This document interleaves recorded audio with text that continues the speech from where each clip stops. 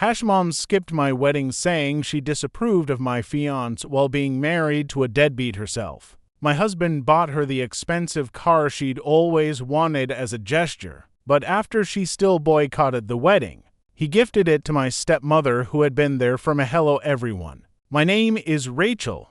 I'm 28 years old. And today I'm going to tell you about how my mother boycotted my wedding because she claimed my fiancé wasn't good enough, despite the fact that she herself is married to a complete deadbeat who has never contributed anything positive to anyone's life. This is a story about hypocrisy, about a generous gesture that was rejected, and about how the person who truly deserved recognition ended up receiving a life-changing gift that was originally meant for someone who couldn't appreciate it. I never imagined my wedding would happen without my mother, or that my husband's attempt to bridge the gap would result in such poetic justice. But sometimes the universe has a way of rewarding the right people. Let me start by explaining my relationship with my mother, Linda, and her husband, my stepfather Rick. My biological father left when I was 3 years old, and I have almost no memories of him. My mother raised me as a single parent until I was 7.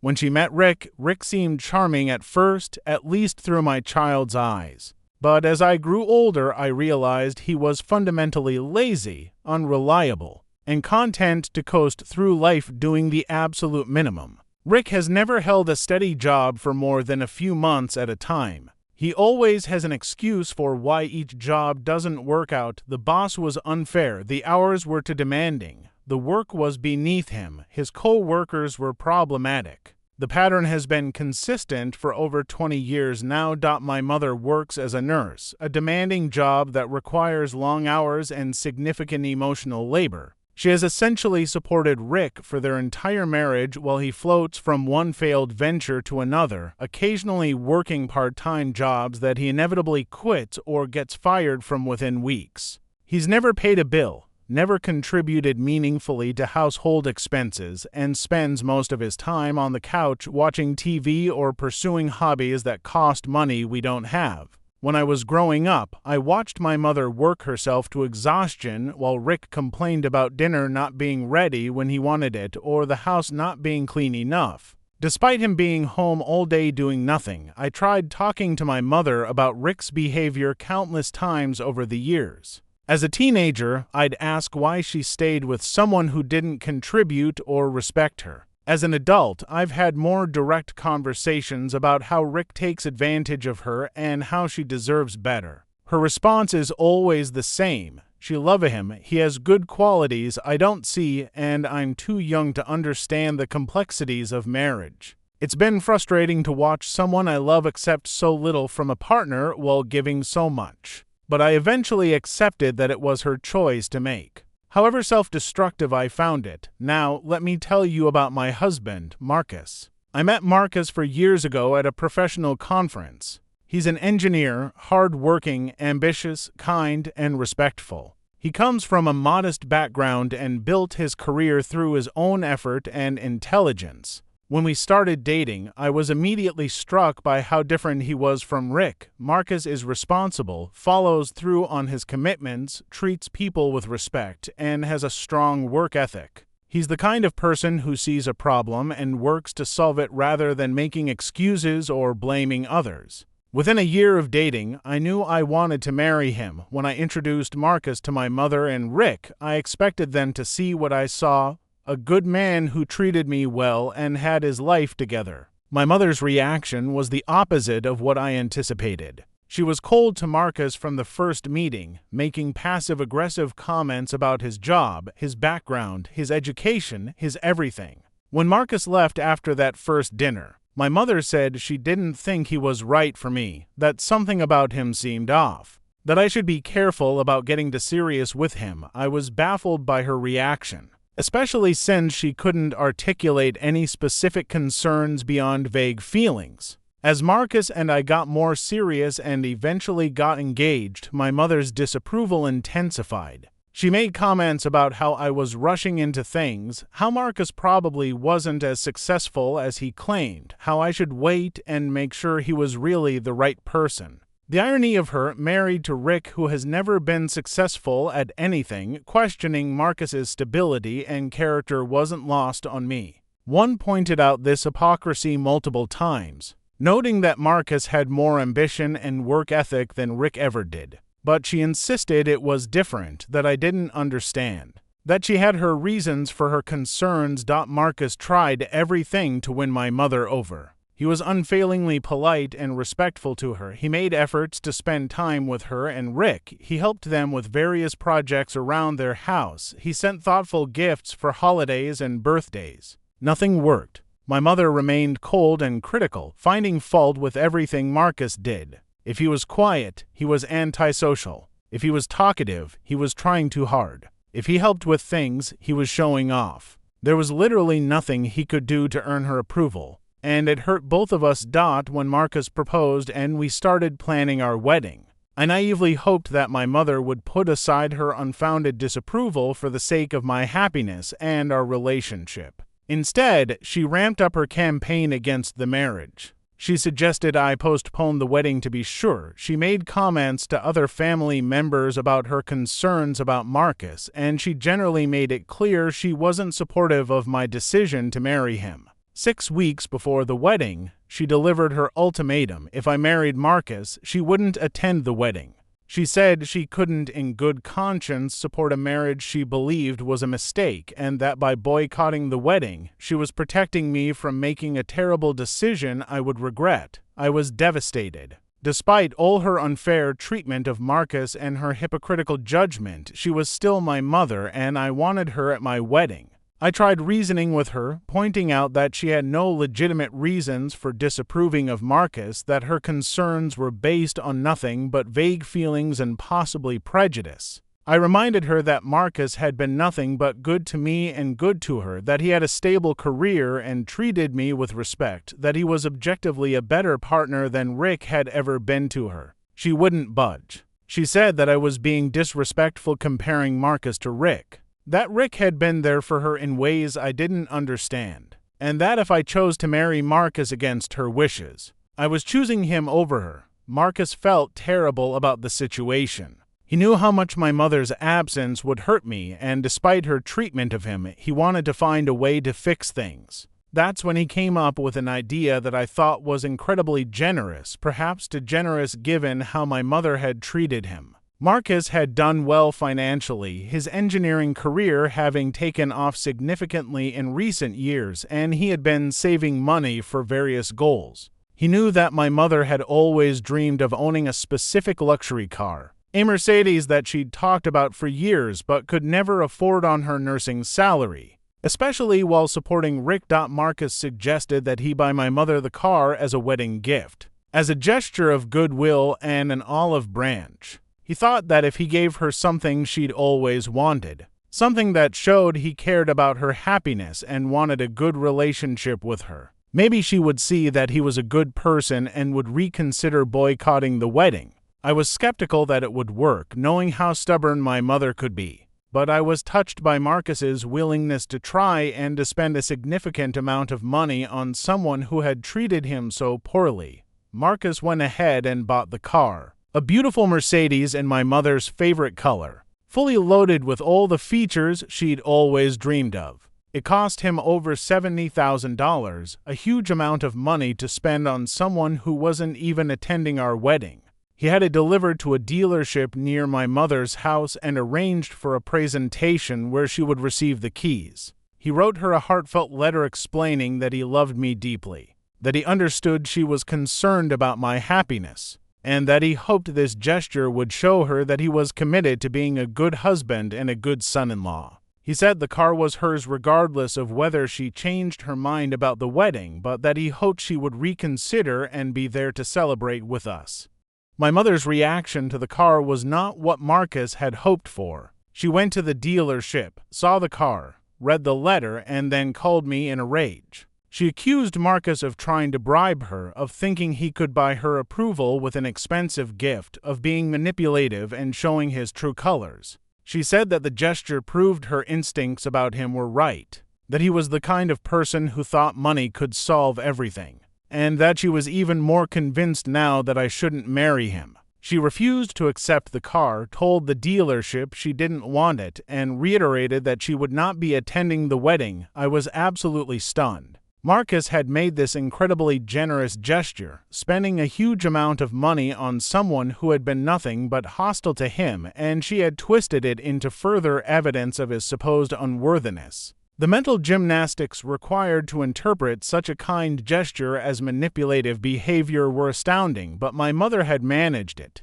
I realized in that moment that there was nothing Marcus could do to win her approval, that her disapproval wasn't actually based on anything real about him, and that she was determined to reject him regardless of his actions or character. Marcus was hurt by my mother's reaction, but he handled it with more grace than she deserved. He said that he had tried his best to bridge the gap, that he was sorry it hadn't worked, but that he wasn't going to let my mother's boycott ruin our wedding day. He said we would get married surrounded by people who actually supported us and loved us, and that would be enough. I agreed, though my heart was broken that my mother was choosing to miss one of the most important days of my life over unfounded prejudice against a man who had done nothing but treat both of us with kindness and respect.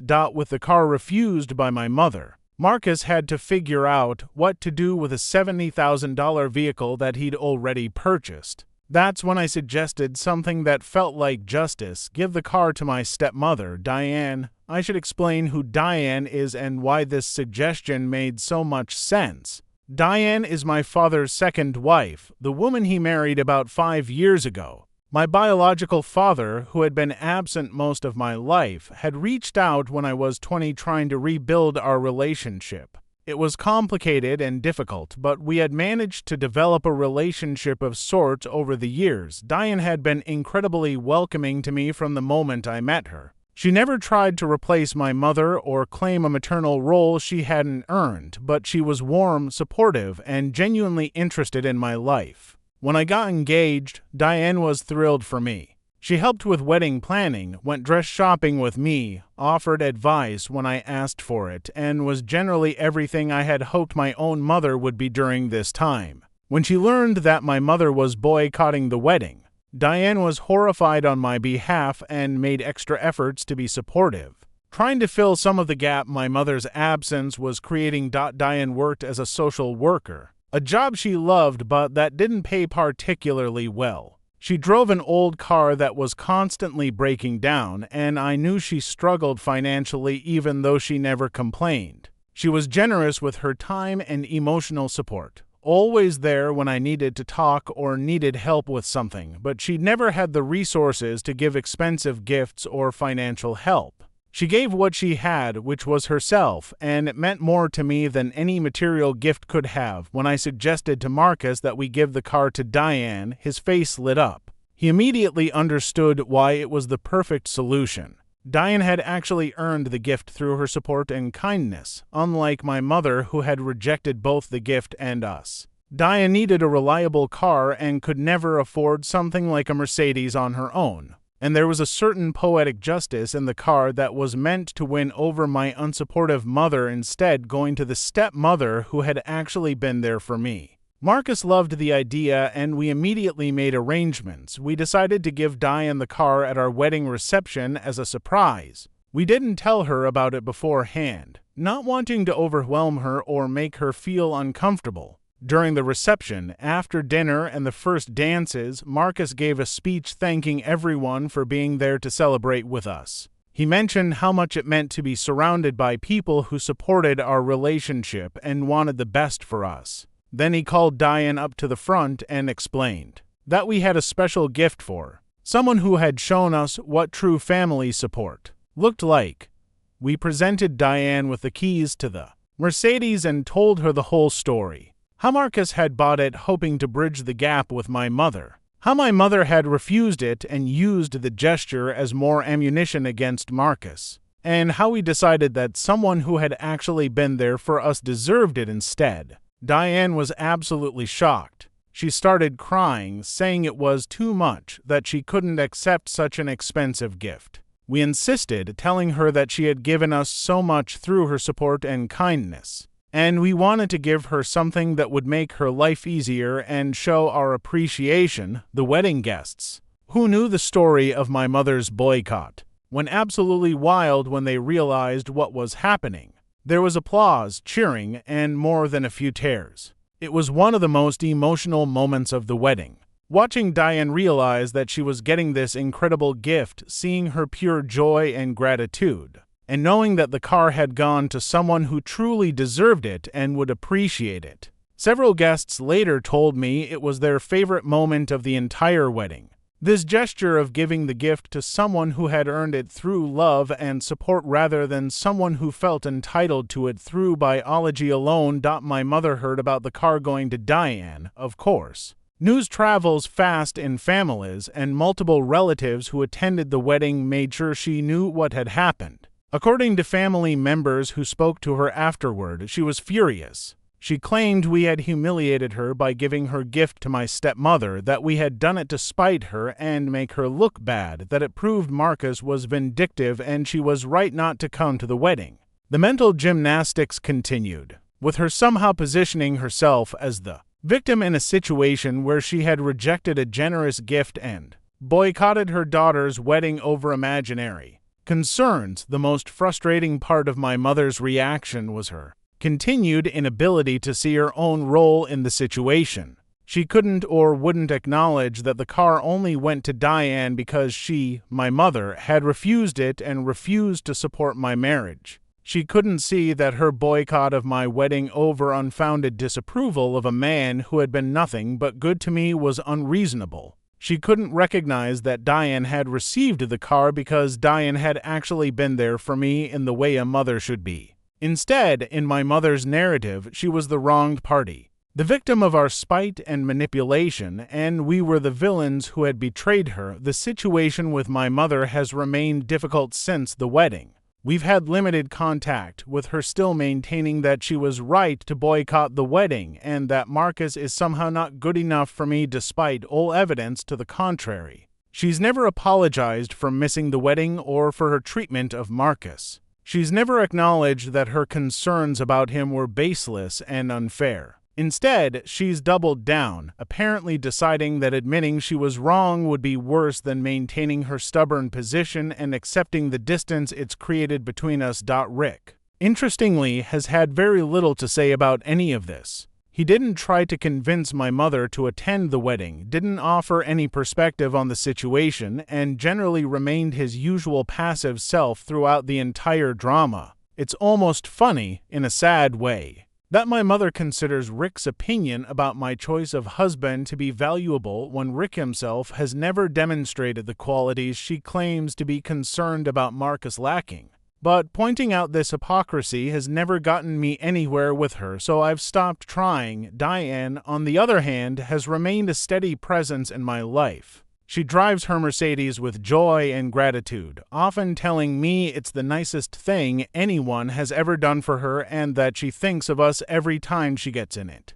She's continued to be supportive and kind, never trying to replace my mother or make the situation worse by bad-mouthing her, but simply being present and caring in the way family should be. My father has told me multiple times how grateful he is that Diane was there for me during the wedding planning and how proud he is of how Marcus and I handled the difficult situation with grace. Marcus and I have now been married for 6 months, and our marriage is strong and happy. We've built a life together based on mutual respect, support, and genuine partnership. Everything I watched my mother lack with Rick and everything she somehow convinced herself Marcus wouldn't provide for me. The absence of my mother's constant criticism and disapproval has actually been a relief, allowing us to build our marriage without her negative influence. While I'm sad that she's missing out on this part of my life, I'm also aware that her presence would likely be toxic given her continued refusal to accept Marcus.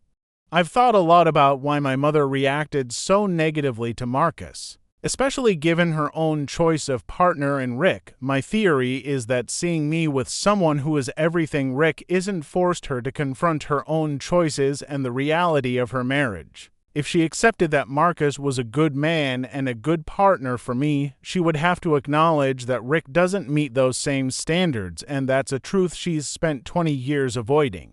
It's easier for her to find fault with Marcus, to claim he's somehow lacking or wrong for me, than to admit that I've chosen better than she did and that her concerns are actually projections of her own unhappiness. Another possibility is that she simply couldn't stand to see me happy in a way she wasn't. There's a certain type of person who, when unhappy themselves, can't tolerate others achieving the happiness they lack. They'll find reasons to criticize, to undermine, to rain on anyone else's parade because witnessing joy they don't feel is too painful. My mother may fall into this category, unable to celebrate my good fortune in finding a true partner because it highlights what she's missing in her own marriage, whatever her motivations. The result is the same. She missed my wedding, rejected a generous gesture meant to bridge the gap, and created a rift in our relationship that may never fully heal. And through her rejection, she inadvertently gave an incredible gift to someone who actually deserved it, someone who had shown me genuine love and support. There's a certain poetic justice in that, even though I wish the situation had unfolded differently. Looking back on the wedding now, I don't regret how things happened. Yes, I wish my mother had been there. Yes, I wish she could have been happy for me and accepting of Marcus. But given her determination to disapprove and boycott, having her there while she was miserable and resentful would have been worse than her absence. The wedding we had was full of love and support from people who genuinely wanted the best for us. Diane's joy at receiving the car was a highlight that brought happiness to everyone there. And we started our marriage free from my mother's toxic influence and negative energy. The situation has taught me important lessons about family, worth, and where we invest our emotional energy. Biology doesn't automatically make someone deserving of our time, effort, or expensive gifts. The people who show up for us, who support us through difficult times, who celebrate our joys and help carry our sorrows, those are the people who deserve our gratitude and generosity, regardless of whether they're blood relatives. Diane earned that car through her actions and her heart. My mother lost it through her stubbornness, hypocrisy, and refusal to see the good in someone who loved her daughter. Marcus's decision to buy the car in the first place, despite my mother's treatment of him, showed me the kind of man I married, someone generous. Someone willing to extend kindness even to those who don't deserve it. Someone who values family and is willing to make grand gestures to preserve relationships. My mother's inability to recognize or appreciate these qualities says everything about her and nothing about him. Her loss of the car and her absence from our wedding are consequences of her own choices. And while I'm sad about the state of our relationship, I'm not going to take responsibility for outcomes she created through her own behavior. To anyone dealing with a family member who disapproves of your partner for no good reason, or who boycotts important events in your life over their own unfounded concerns, I want you to know that you're allowed to move forward without their approval. You're allowed to build your life with someone you love even if family members don't support it. You're allowed to give your time, energy, and yes, even expensive gifts to the people who actually show up for you, even if they're not the people biology says should be there. And you're allowed to acknowledge that sometimes the family you choose or the family you marry into treats you better than the family you were born into. My name is Rachel. I'm 28 years old, and this is my story of how my mother boycotted my wedding over baseless disapproval of my husband. How my husband tried to win her over with her dream car, and how that car ended up with my stepmother who actually deserved it. It wasn't the family dynamic I imagined or wanted, but it's the one we have, and I've made peace with it. My marriage is strong, my relationship with Diane is wonderful, and my mother's absence from my life is her loss, not mine. Sometimes the universe has a way of ensuring gifts end up with the people who truly deserve them. And watching Diane receive that car with tears of joy and gratitude reminded me that generosity should be directed toward those who appreciate and reciprocate it, not those who feel entitled to it. Thank you for listening to my story.